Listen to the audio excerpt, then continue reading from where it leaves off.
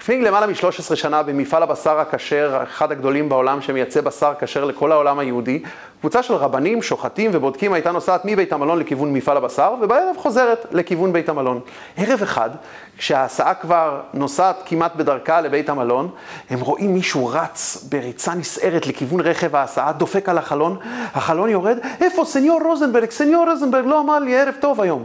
הרב רוזנברג תמיד היה מקפיד לומר לשומר בכניסה למפעל, בוקר טוב וערב טוב. ואם הוא היה יוצא מוקדם, הוא בטח היה אומר צהריים טובים, אבל הרב רוזנברג לא יצא היום, אומר השומר. הם מסתכלים בהסעה, הוא לא שם. אז איפה הרב רוזנברג? הרבנים, השוחטים, השומר, כולם יצאו לחפש את הרב רוזנברג במפעל. חדר חדר, מקרר, עד שהם רואים את הרב רוזנברג ללא רוח חיים, קפוא באחד מהמקררים הענקיים במפעל הבשר הענקי הזה. הם מחיים אותו, מביאים אמבולנס ומצילים את חייו.